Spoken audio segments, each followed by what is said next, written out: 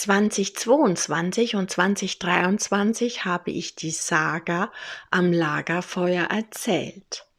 Angefangen, die ersten Kapitel zu schreiben. Erzählen und Schreiben sind zwei völlig verschiedene Sachen.